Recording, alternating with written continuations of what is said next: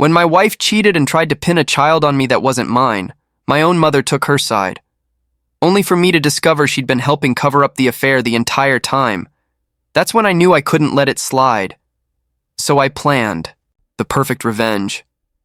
And here's exactly what I did. A month ago, my world flipped upside down when I discovered my wife, Helen, was cheating on me. I'd planned a surprise date night, dinner, and a late movie, hoping to inject some joy back into our lives. When I arrived at her office building, I noticed her car. It was unusual for her to be there so late. As I approached, I called her, thinking I'd ask if she was ready for my surprise. Her phone rang loudly from inside her car. Confused, I peered through the window and saw it. Helen, the woman I loved and trusted, was making out with a man. I froze, my heart sinking. Her eyes snapped open and met mine, pure panic on her face. She quickly pulled away, struggling to speak, fear and guilt evident. The man, oblivious until that moment, turned, and his face went white, eyes wide with horror as he recognized me. This wasn't a stranger. I knew him from several of Helen's office Christmas parties. We'd shared drinks, joked around, and even connected on social media. I knew his wife was pregnant, expecting their child at home, while he was here, betraying her just as Helen was betraying me. The sickening reality of what I'd just witnessed washed over me. My romantic surprise had shattered into a gut-wrenching nightmare. Helen, clearly shaken, stumbled over her words, insisting it was nothing, just a one-time stupid mistake. Her voice was strained, trying to convince us both it meant nothing. But how could I believe that? I'd just seen my wife passionately kissing another man. The man ran after me, panicked, begging for forgiveness and pleading with me not to tell. His wife, the sheer audacity. He'd just been caught betraying two people, including his pregnant wife, and his only concern was his secret. Fury surged through me, so intense I could barely see straight. If I stayed, I knew I'd lose control. Without a word, I turned and walked straight to my car, driving away as fast as I could, needing to be far from them. My hands gripped the wheel, overwhelming pain consuming me. I kept replaying the moment, a twisted loop I couldn't escape. I drove for what felt like hours, aimless, just needing to escape the reality my life had become. Eventually, I found a secluded spot far from the city, parked, and let everything hit me. The pain, the betrayal, it all crashed down, and I broke down, crying harder than I had in years. How could this have happened? How could someone I trusted with everything? Helen and I were best friends. We'd shared our lives, dreams, and future. Now it was shattered. If I hadn't seen her kiss, that man, I would never have believed it.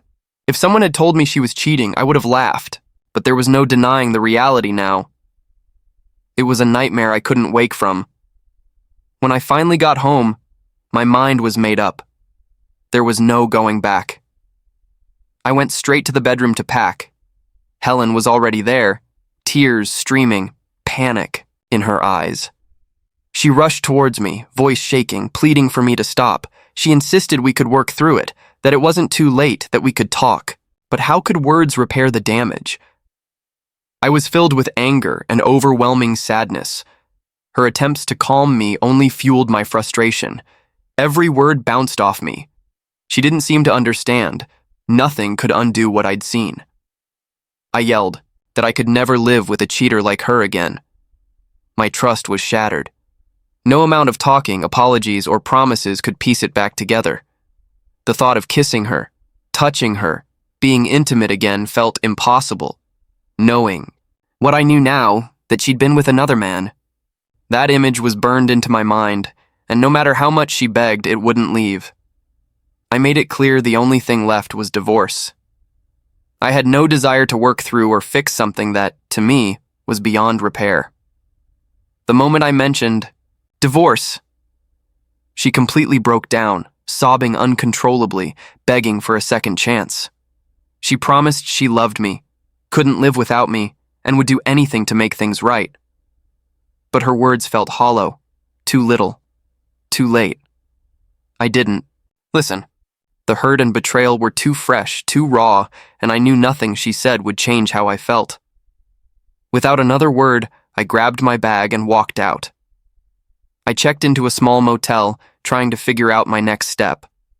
For the next few days, I just woke up, went to work, came back to the motel, stared blankly at the TV, and cried myself to sleep. I didn't tell a soul. I felt ashamed, embarrassed by what Helen had done. How could I explain to my parents or closest friends that my wife had cheated? I was still processing it, still in shock, so I kept everything bottled up. I went to work as if nothing had changed, keeping my head down and avoiding conversations. I didn't want the pity or questions that would come if people knew.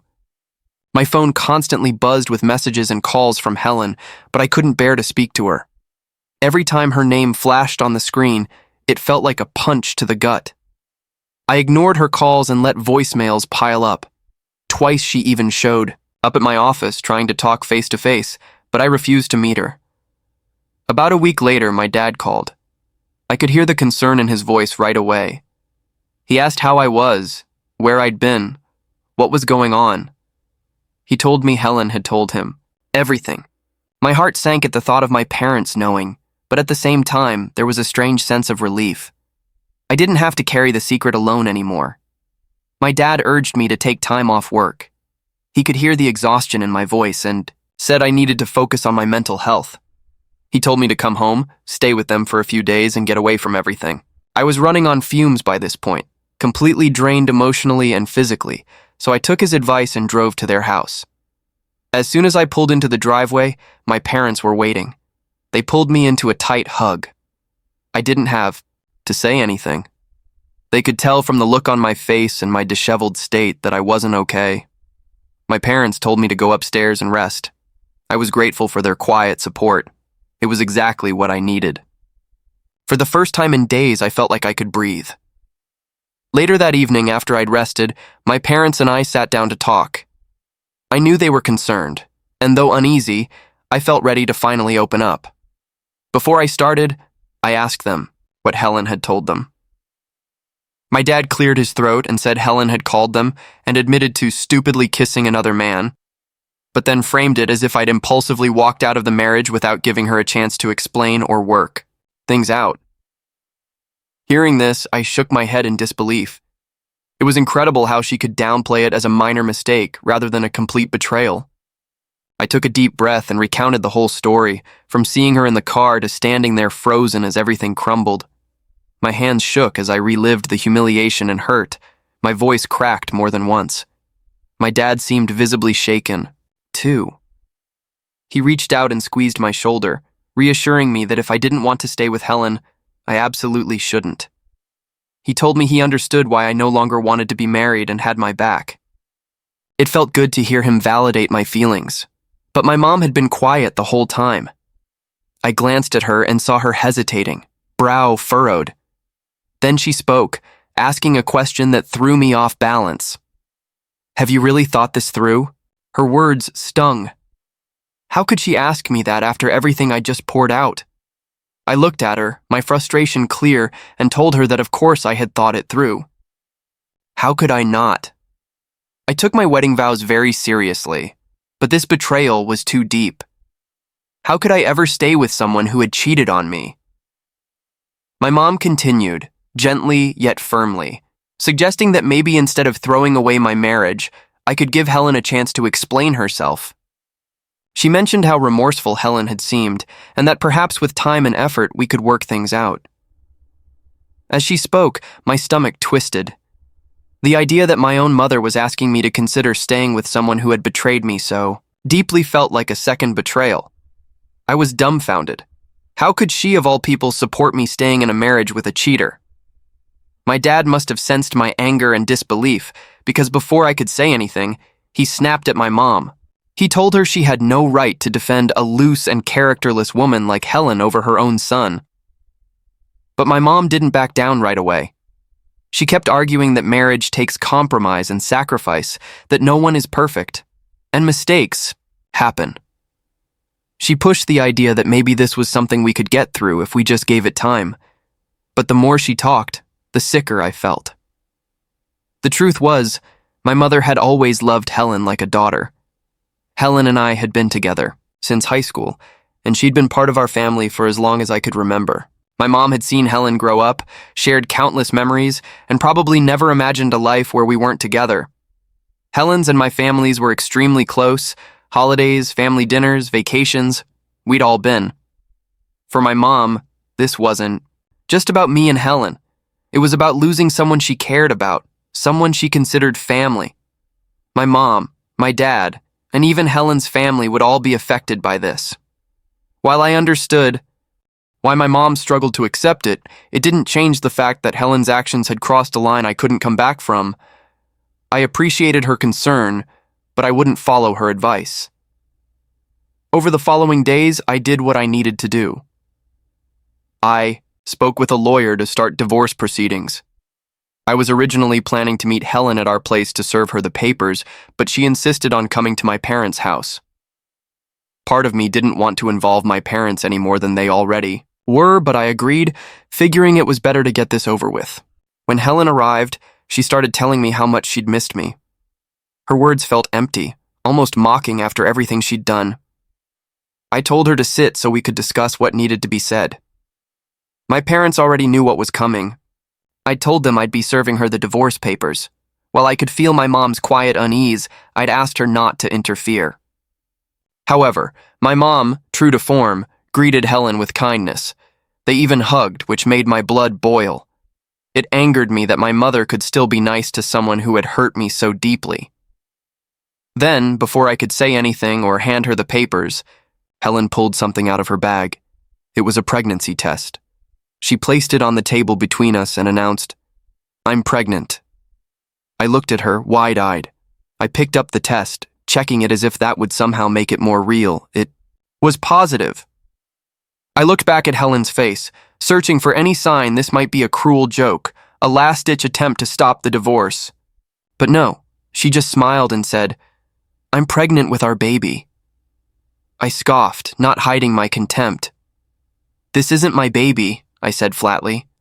"It's probably that other guy's baby."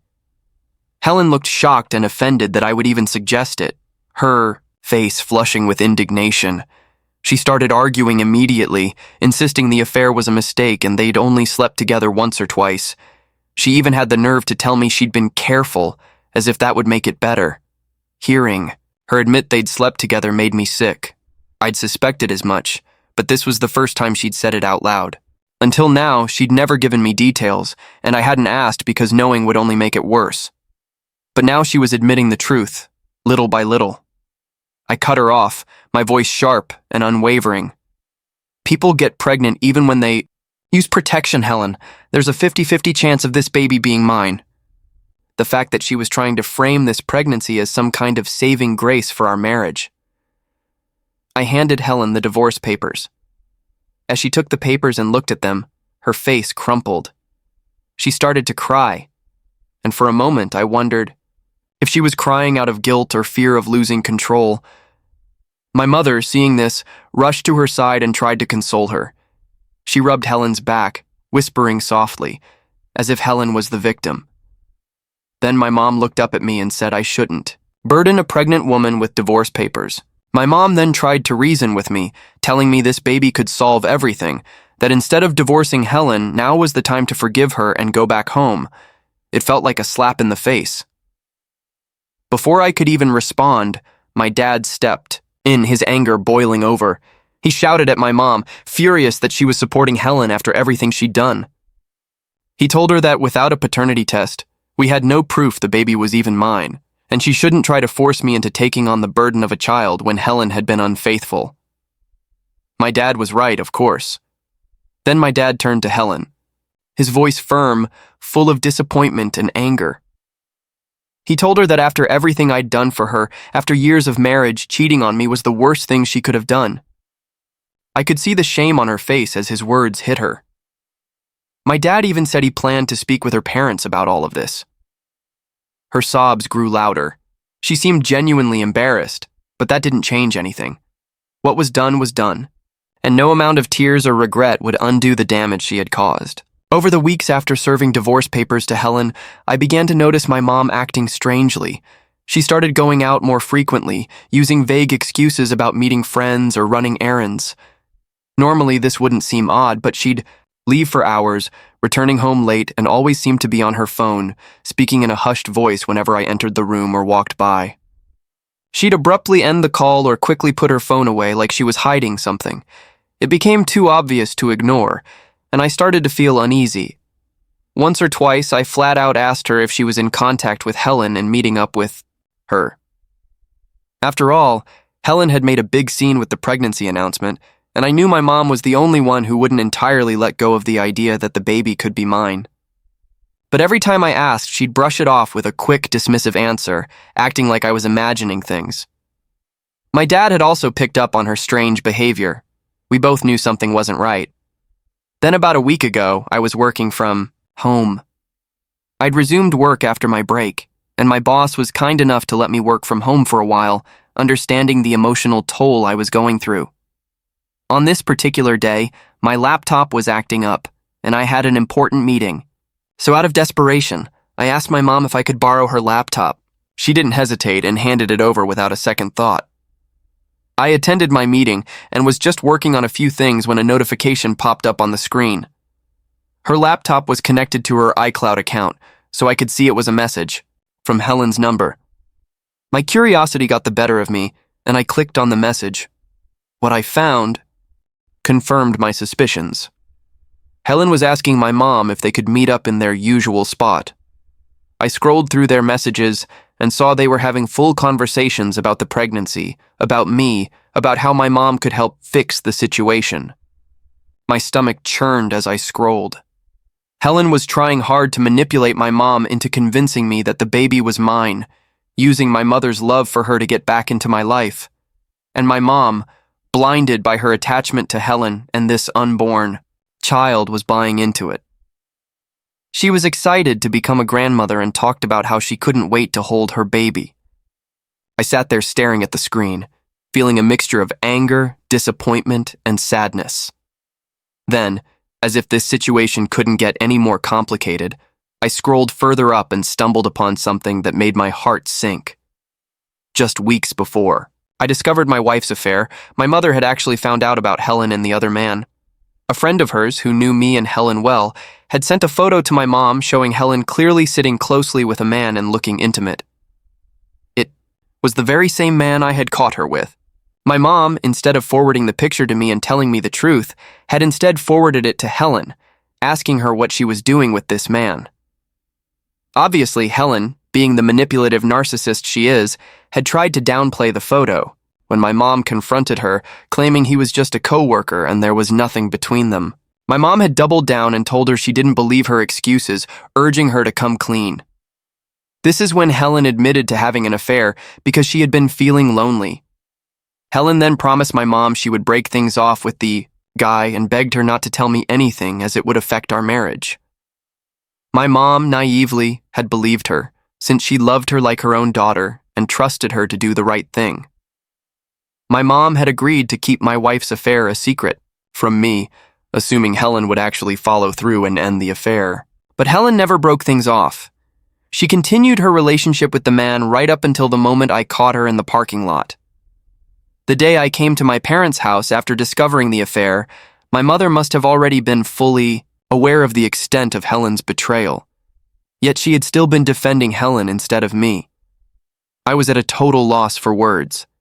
I had just been blindsided by my wife's betrayal, and now I was discovering that my own mother had been complicit in this deceit.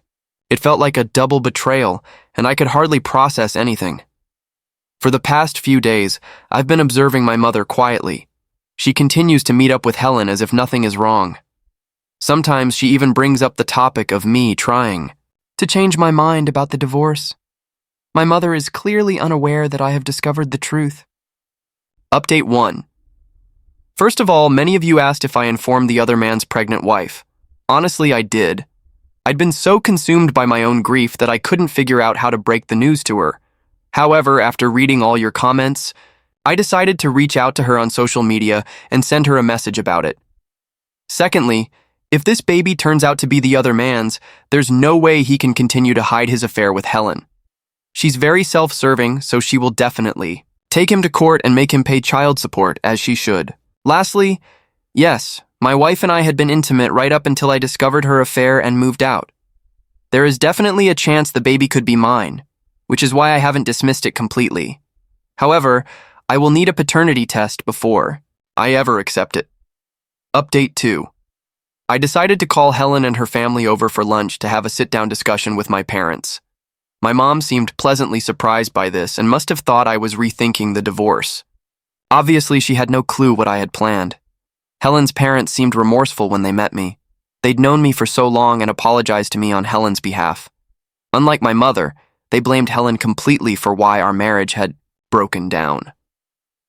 Their support reinforced my stance. I asked everyone to sit down as I informed them I'd gathered them all to reveal the entire truth about Helen's affair. My mother's eyes widened in confusion as my dad asked, "What are you talking about?" Taking a deep breath, I pulled out printed papers, screenshots of the conversations between Helen and my mom over the past few months.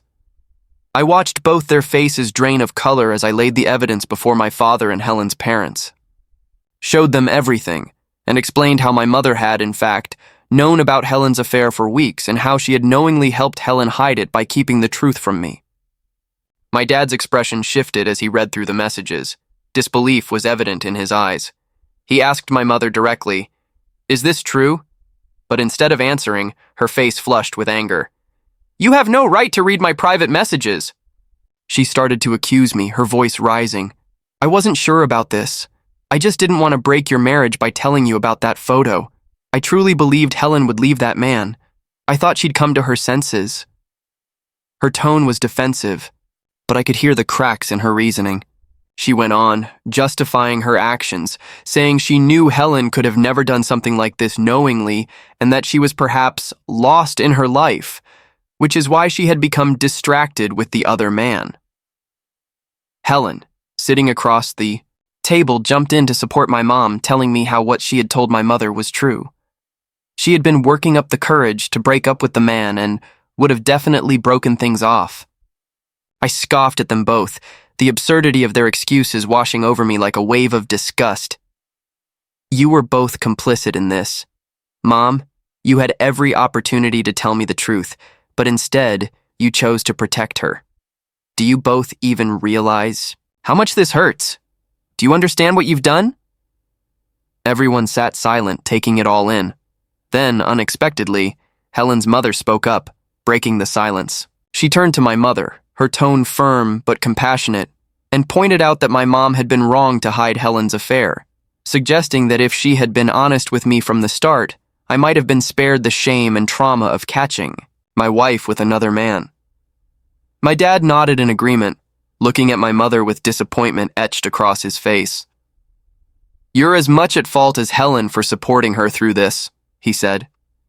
"By trying to protect her, you only helped to break your son's trust. You should have known better." The weight of their words bore down on my mother, and I could see the defenses she had put up beginning to crumble.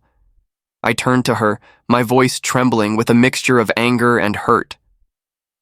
"Mom, as much as it pains me to know that Helen betrayed me, it hurts even more to see you continue to support my cheating partner. I never expected this from you." I guess our words finally struck a nerve, and my mother's composure shattered. She burst into tears, the weight of her actions finally hitting her. She expressed her remorse, stating that she had always thought Helen and I would have a family together, and it was hard for her to let it go. She wished for us to work on our marriage because she truly believed we could fix things. But now, seeing my anguish, she promised to stop pushing. She kept saying, "I just wanted you to be happy," in between her tears. Since this incident, my mother has blocked Helen and has promised to stay out of my divorce. Helen's parents and my dad agree with me getting a divorce and will push Helen to get a paternity test when the time comes. Update 3, it's been almost 9 months since I last updated. For everyone asking in my DMs, I want to inform you that Helen has given birth and we had a paternity test done. It turns out that I'm not the father of the baby. Yay! I have since divorced Helen, and am now living peacefully in my own apartment. I'm really happy with how my life has turned out, and also about the fact that I won't have to pay any child support. My mom and I have improved our relationship over time, and she continues to be no contact with Helen, just like she had promised me.